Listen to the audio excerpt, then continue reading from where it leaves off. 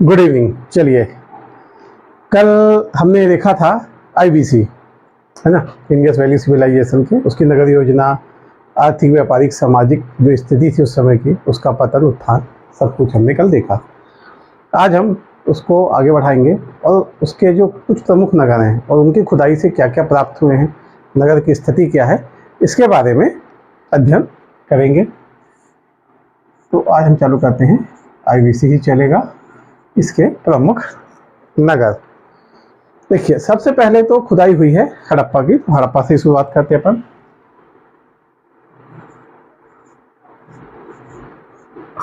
हड़प्पा हड़प्पा की जो स्थिति है अभी है मोंटगोमरी जिला, ठीक, मोंटगोमरी,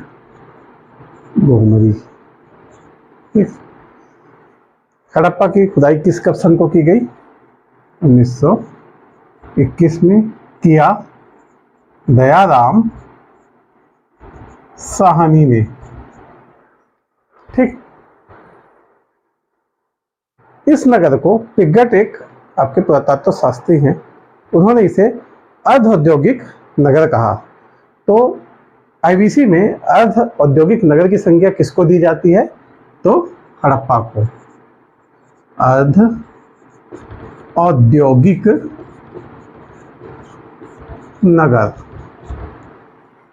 है ना। ये जो हड़प्पा है ये किस नदी के किनारे है? तो रावी नदी के बाएं तट में स्थित है। कौन सा तट? बाएं तट पे स्थित है। यहाँ की जब खुदाई हुई तो यहाँ से हमें कुछ विशेष चीजें प्राप्त हुई जो हमको फिर दूसरे नगरों से जो इसको अलग करती हैं। जैसे यहाँ से एक ऊंचा दुर्ग प्राप्त हुआ जिसे माउंट एबी कहा गया, ठीक। R37 जगह का नाम को जो पुरातत्व शास्त्री है उन्होंने R37 दिया है। यह क्या है? यह कब्रिस्तान है। यहाँ पे लोगों को दफनाने के साक्ष्य मिले हैं। अन्नागार मिली है। उर्वरता की देवी हमको यहाँ से प्राप्त हुई है। स्वास्तिक और चक्र हमें हड़प्पा से प्राप्त हुआ है। और यहाँ से एक विशेष प्रकार का चित्र प्राप्त हुआ है जिसे मछुआरे का चित्र कहते हैं, ठीक। मछुआरे का चित्र है, शंख का बैल, ठीक। ये चीजें हमें कहाँ से प्राप्त हुई हैं? हड़प्पा से, ठीक। चीजों को आप याद कर लीजिएगा, लिख लीजिएगा, नोट कर लीजिएगा, है ना। फिर आपका अगला शहर है जो बड़ा शहर है, सबसे पहली खुदाई हुई हड़प्पा शहर की, है ना। फिर आपका मोहनजोदड़ो, ठीक। मोहनजोदड़ो की जो खुदाई की थी वह राखल दास बनर्जी के द्वारा की गई थी, ठीक। खुदाई करता है, यहाँ पे लिखते हैं राखल दास बनर्जी, ठीक। सन है 1922 का।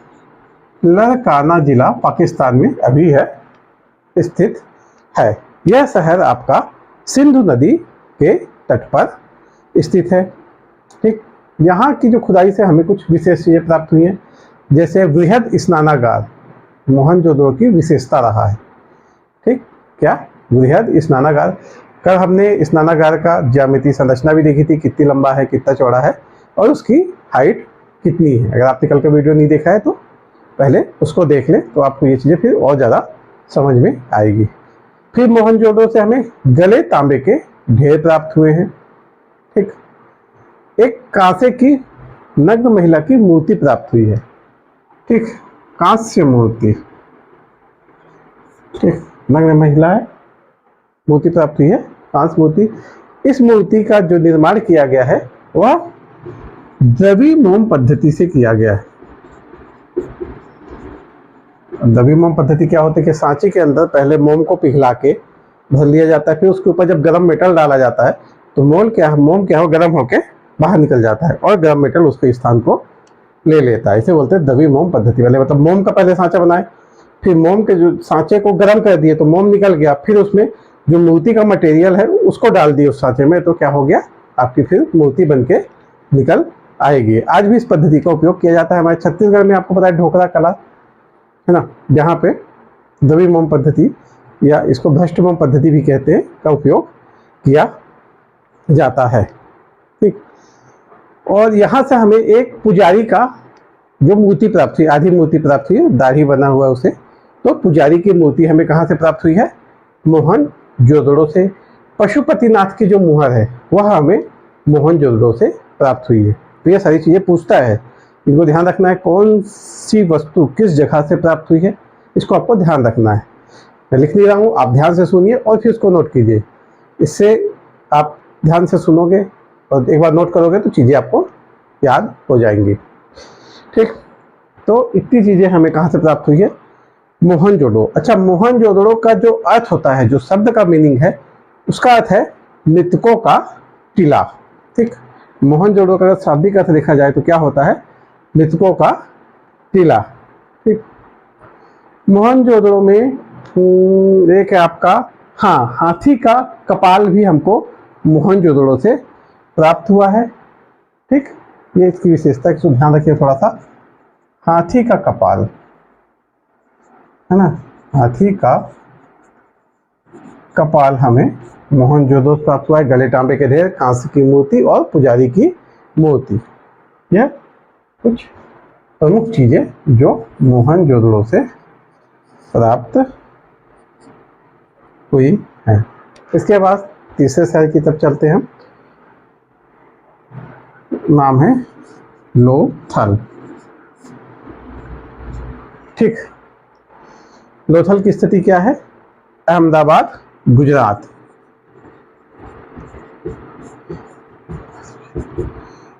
खुदाई करता है एसआर राव। नदी है भोगवा नदी। ठीक, तो जो लोथल है इसकी खुदाई करता है एसआर राव। नदी है भोगवा नदी। ठीक, यहाँ से सन इतना इम्पोर्टेंट नहीं है, फिर भी आप चाहो तो सन लिख सकते हो, 1955। ठीक, क्या पता कब पूछ दे। पर ज़्यादातर अब यहाँ से इम्पोर्टेंट चीज़ें क्या होती हैं? जो चीज़ें खुदाई में मिली है, खोदने वाला कौन है, जगह क्या है, नदी कौन सी। ज़्यादातर क्वेश्चन इसी के इर्द गिर्द घूमते हैं। देखिए, लोथल क्या है? एक बंदरगाह है, बंदरगाह शहर है। तो यहाँ से हमें क्या मिला है? गोदीबेड़ा। गोदीबेड़ा बोले तो जो पोर्ट है, गोदीबाड़ा है ना, पोर्ट टाइप, जहाँ पे आके नाव खड़ी होती थी। फारस की मुद्रा मिली है, जो हमें क्या दर्शाती है कि यहाँ से व्यापारिक केंद्र था, ये यहाँ से व्यापार होता जाता था। ठीक, तो फारस की मुद्रा मिली है। एक दिशा मापक यंत्र मिला है। ठीक, नाव से जाते हुए दिशा मापक यंत्र लगता है, जिससे कि आपको दिशा का ज्ञान हो। तो ऐसा एक दिशा मापक यंत्र हमको लोथल से प्राप्त हुआ है। और यहाँ से एक आपका मिला है हाथी दांत का पैमाना, जो नाप तोल के काम आता था। तो हाथी दांत का एक पैमाना भी हमें प्राप्त हुआ है लोथल से। लोथल में घोड़े की हड्डियां भी हमको प्राप्त हुई, तो घोड़े का साक्ष्य हमको यहाँ भी प्राप्त होता है लोथल में। इस हड्डियां नहीं, सॉरी, घोड़े की मृण मूर्ति, मिट्टी की मूर्ति, सुरकोटदा से हड्डी प्राप्त हुई है। यहाँ ध्यान रखिएगा, घोड़े की मिट्टी की मूर्ति, मृण मूर्ति प्राप्त हुई है, जो क्या दर्शाता है कि लोग घोड़े से थे तो परिचित तो थे, लेकिन पालतू थे तो घोड़े को पालते थे कि नहीं, इसकी कोई जानकारी हमको नहीं मिलती है। ठीक, इतना आपको लोथल पे ध्यान रखना है। ठीक, चलिए फिर आगे चलते हैं। देखिए, कुछ प्रमुख शहर करेंगे। ऐसे तो 2000 से ज़्यादा स्थलों की खुदाई की गई है, लेकिन जो 8-10 प्रमुख हैं हम केवल उन्हीं पे चर्चा करेंगे, और क्वेश्चन भी उन्हीं के इर्द गिर्द घूमता है, इसलिए चिंता की बात नहीं, आप इतना पढ़िए, सफिशिएंट आपसे बन जाएगा इतने में आंसर। ठीक, अगला है आपका चंदू-दड़ो। ठीक, चंदू-दड़ो सिंध प्रांत में स्थित है। अभी कहाँ पे? जो पाकिस्तान का सिंध प्रांत है वहाँ स्थित है। इसकी खुदाई की है मैके व मजूमदार ने। कब? 1934-35 में। ठीक, तो की है 1935-34 नहीं, इस डेट को ऐसे लिखिए, मैं बताता हूँ। मजूमदार को लिखिए 1934 1935। तो पहले मजूमदार ने 1934 में इसका चालू किया, फिर मैके ने 1935 में इसका विस्तृत ढंग से फिर खुदाई फिर शुरू की। तो दोनों का नाम रखिए, दोनों के डेट में फर्क है। मजूमदार 1934, मैके है जो वह 1935 में चन्हू दड़ों की खुदाई करता है। किस नदी के किनारे है चन्हू दड़ो? ये भी आपका है सिंधु नदी के किनारे स्थित है। यहाँ की क्या खासियत है? देखिए, यहाँ से हमें वक्राकार ईंटें प्राप्त हुई हैं। वक्राकार ईंटें कहाँ होती थी? जो भट्टियाँ होती थी, है ना, मन के बनाने के कारखाने प्राप्त हुए, यहाँ ये वक्राकार ईंटें प्रयोग की जाती थी। तो यहाँ से हमें घर तो उतने नहीं मिले, पर हमें जो आपका औद्योगिक जगह भट्टियाँ ज़्यादा प्राप्त हुई हैं। ठीक, तो यहाँ से हमें मन के बनाने के कारखाने मिले हुए हैं, है ना, वक्राकार ईंटें मिले हैं। यहाँ पे एक झोंकर झांकर संस्कृति के भी साक्ष्य मिले हैं। ठीक, कैसी संस्कृति? नाम ध्यान रखिएगा, झोंकर झांकर। इस संस्कृति को हड़प्पा के पूर्व की संस्कृति माना जाता है। ठीक, पूर्व हड़प्पा में संस्कृति माना जाता है झोंकर झांकर संस्कृति, जिसके साक्ष्य हमें चन्नू दड़ों से मिले हैं। चन्नू दड़ों से ही हमें आपको मिले, क्या बोलते हैं उसको, लिपस्टिक, कंघी, ऐसे जो मतलब श्रृंगार के सामान है वो भी हमको चन्नू दड़ों से मिले हैं, जिसमें लिपस्टिक, है ना, कंघी जो है इत्यादि आपके प्रमुख हैं। ठीक, झुका झाका संस्कृति हो गया, वक्राकार ईंटें हो गए। मतलब यह एक ऐसा नगर था, एक औद्योगिक नगर था यह भी, जहाँ पे कारखाने थे, जहाँ पे मनकों का निर्माण किया जाता था। और ये मनके फिर हमें यहाँ से जो आपके इंडस वैली सिविलाइजेशन है उसके अलग अलग शहरों में प्राप्त भी हुए हैं। मतलब मनकों का यहाँ निर्माण होता था, इसके बाद यहाँ से व्यापार इनका अलग अलग शहरों में किया जाता था। ठीक, चलिए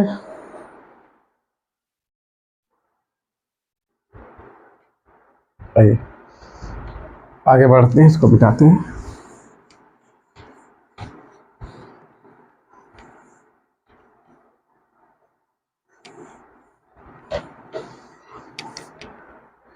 देखिए, चन्नू दड़ों बाद चलते हैं तो काली बंगा की ओर। पांचवा शहर है आपका काली बंगा, जिसका अर्थ होता है काली रंग की चूड़ियाँ।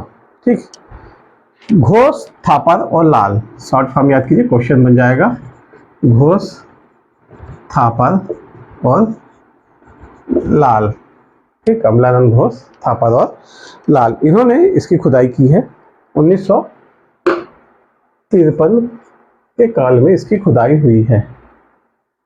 कालीबंगा का जो स्थान है वह है आपका रंगपुर, गंगानगर, राजस्थान। इस जगह पे है अभी स्थित। अगर देखा जाए तो उस जगह का नाम है गंगानगर, राजस्थान। ठीक, यहाँ से हमें क्या मिले हैं? देखिए, यहाँ से हमें एक तो काले रंग की चूड़ियाँ मिले हैं। ठीक, फिर हल रेखा मिली है, जिसे कल हम पूंड बोले थे। ठीक, तो हम क्या बोल सकते हैं? हमें जुते हुए खेत मिले हैं। ठीक, अग्निकुंड मिले हैं। ठीक, चूड़ियाँ मिली है, बेलनाकार मुहर मिली है, विशेष प्रकार की मुहर यहाँ से हमें मिली है, बेलनाकार, जिसका आकार बेलन के जैसे था। मुहरों का प्रयोग क्या होता था? निशान लगाने के लिए होता था। ठीक, कालीबंगा जिस नदी के किनारे है उस नदी का नाम है आपका घग्गर नदी। ठीक, कालीबंगा किस नदी के किनारे है? घग्गर नदी के किनारे है। ठीक, चूड़ियाँ मिल गई हमको, जूते हुए खेत मिल गए, बेलनाकार मोहरें मिली हैं, है ना, किसी के साक्ष्य मिले हैं हमें। ठीक, अग्निकुंड मिले हैं, मतलब यहाँ पे आपके तंत्र मंत्र की साधना की जाती थी या फिर कर्मकांड किए जाते थे। शवाधान की, देखिए, कालीबंगा अकेला ऐसा शहर है जहाँ हमें शवाधान की तीनों विधियाँ मिली है। तीनों मतलब पूर्ण हो गई, आंशिक हो गई और प्लस शवाधान। तो इसकी एक विशेषता क्या है? शवाधान की तीनों विधियाँ, तीन विधियाँ। ठीक, कालीबंगा से हमें मिली है। ठीक, इसके बाद अगला स्लाइड चलते हैं। छठवां, सुरकोटदा। ठीक, जो सुरकोटदा है, ठीक, इसकी स्थिति है गुजरात में। ठीक, जो इसका उत्खनन करते हैं वो उसका नाम है जगपति जोशी। ठीक, गुजरात में स्थित है। जगपति जोशी ने इसका खनन किया। 1960 के दशक में इसका खनन होता है। ठीक, 1960 के दशक में इसका खनन किया जाता है। सुरकोटदा से आपको सिर्फ याद रखना है कि यहाँ से घोड़े की हड्डी प्राप्त हुई है। ठीक, किसकी हड्डी प्राप्त हुई है? घोड़े की हड्डी।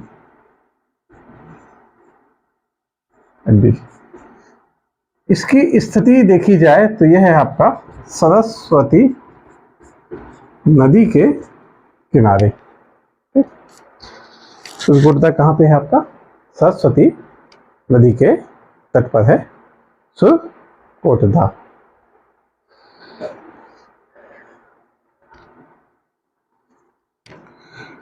अगला देखते हैं।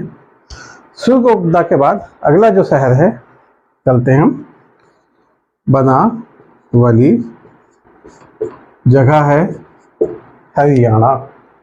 ठीक, देखिए इसके जो उत्खनन करता है RS बिष्ट। ठीक, उत्खनन करता क्या है? RS बिष्ट। बनावली कहाँ पे है? पहले तो हरियाणा में है। ठीक, बनावली है जो, यह भी आपका सरस्वती नदी के तट पे है। ठीक, किस नदी के तट पे है? बनावली जो है यह भी सरस्वती नदी के तट पे है। बनावली से हमें तांबे का बाणाग्र मिला, मतलब आगे का जो हिस्सा रहता है तीर का वह मिला है, लेकिन किससे बना हुआ है? तांबे का बाणाग्र। ठीक, तांबे का बाणाग्र मिला है।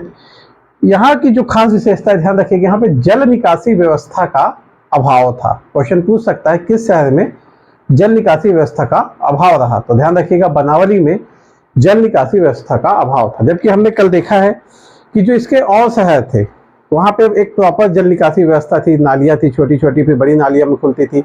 नालियों की सफाई के लिए जगह जगह जो मेन होल है वो दिए जाते थे, है ना। तो लेकिन जो बनावली जगह है यहाँ पे आपको क्या मिलता है? यहाँ पे आपको जल निकासी व्यवस्था का क्या मिलता है? अभाव मिलता है। ठीक, यहाँ पे ध्यान रखिएगा, मिट्टी का हल प्राप्त हुआ। ठीक, इस जगह से हमें क्या मिला है? मिट्टी का हल। अगला शहर है आपका धौलावीरा। ठीक, धौलावीरा की खोज, धौलावीरा कहाँ पे है? गुजरात कच्छ जिला में है। ठीक, JP जोशी, जगपति जोशी ने इसकी खुदाई की। धौलावीरा की खुदाई किसने की है? जगपति जोशी ने। देखिए धौलावीरा की एक खास विशेषता है, यहाँ पे जो हमने लिपि देखी है हड़प्पा की, उस लिपि के 10 बड़े जो बनाए गए हैं, एक ऐसे नेम बोर्ड जैसा एक शिलालेख प्राप्त हुआ है। ठीक, कैसा, मतलब जैसे बोर्ड लगता है ना, नेम बोर्ड, उसमें से 10 बड़े अक्षरों से निर्मित शिलालेख प्राप्त हुआ है। कहाँ पे? धौलावीरा में। धौलावीरा के जो लोग थे वह जल संरक्षण तकनीक से परिचित थे। ध्यान रखिएगा, हमको और कहीं पे इसके साक्ष्य नहीं मिले हैं, हमको धौलावीरा में पता चला है कि जो धौलावीरा के लोग थे वो जानते थे जल का संरक्षण कैसे किया जाए। ठीक, और सभ्यता का एकमात्र स्टेडियम हमको क्या में कहाँ पे मिलता है? धौलावीरा में एकमात्र स्टेडियम है, एक शिलालेख है 10 चिन्हों से निर्मित। ठीक, जल संरक्षण की तकनीक से इन लोग परिचित थे। ठीक, क्या थे? जल संरक्षण की तकनीक से इन लोग परिचित थे। ठीक, जो यहाँ का नगर था, बाकी नगर में सामान्यतः 2 भाग होते थे, यह नगर 3 भाग में बटा हुआ था।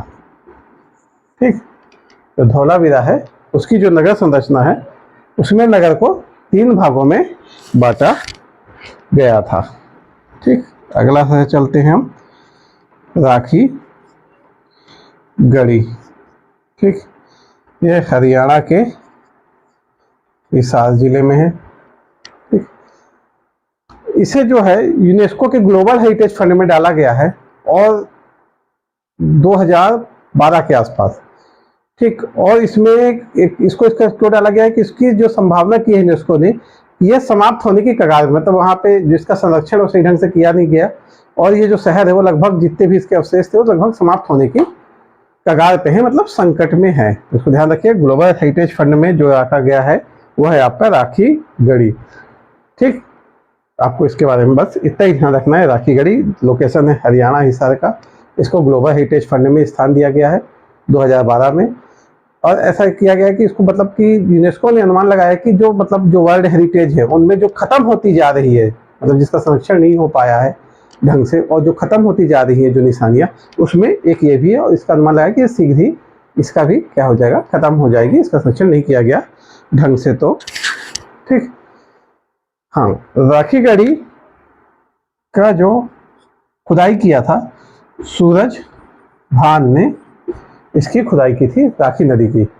राखी गढ़ी भी आपका घग्गर नदी के किनारे है। ठीक, राखी गढ़ी का लोकेशन क्या है, घग्गर नदी। ठीक, चलिए मिटाते हैं।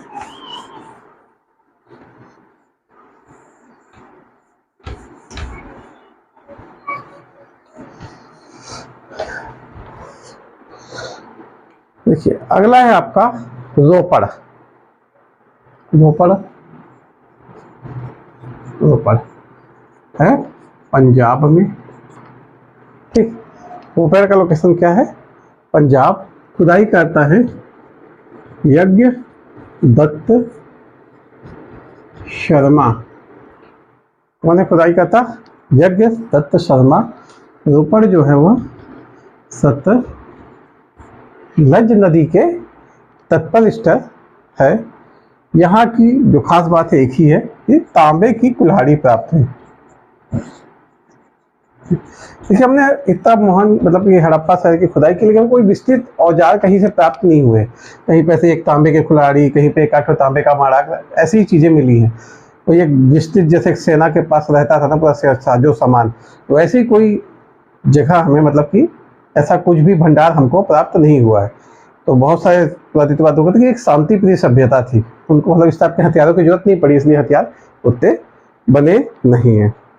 ठीक, फिर अगला रंगपुर। खुदाई SR राव ने की रंगपुर में। रंगपुर से हमें क्या चावल के साक्ष्य मिले हैं, धान की भूसी प्राप्त हुई है। रंगपुर जो है यह आपका भादर नदी के तट पर स्थित है। कहाँ पे स्थित है, गुजरात। जगह का नाम है गुजरात में स्थित है। ये हो गए आपके IBC के प्रमुख स्थल और उनसे संबंधित प्रमुख वस्तुएं जो उनकी खुदाई में प्राप्त हुई, उनकी लोकेशन किस जगह पे है। ठीक, क्वेश्चन यहीं से बनते हैं। इससे बहुत देखिए चीज़ें तो बहुत है और बहुत बारीक बारीक चीज़ें भी प्राप्त हुई हैं। आप डिटेल में पढ़ोगे तो फिर इसी में ज़िंदगी भी निकल जाएगी। तो हमको ऐसा नहीं करना है, हमको पेपर निकालना है। तो उसके हिसाब से इतने में आपके क्वेश्चन पूरे कवर हो जाएंगे। आप एक आध पुराने पेपर लगा के चेक भी कर सकते हैं, है ना। अगर आपको कुछ ऐसा लगता है कि इसमें कुछ अपडेट चाहिए तो आप मुझे कमेंट्स भी कर सकते हैं। अपने सजेशन को आप मेरे कमेंट बॉक्स पे डाल सकते हैं। चलिए ठीक है, आज इसको यहाँ समाप्त करते हैं। फिर अगले क्लास में मिलेंगे इतिहास के अगले पार्ट के साथ।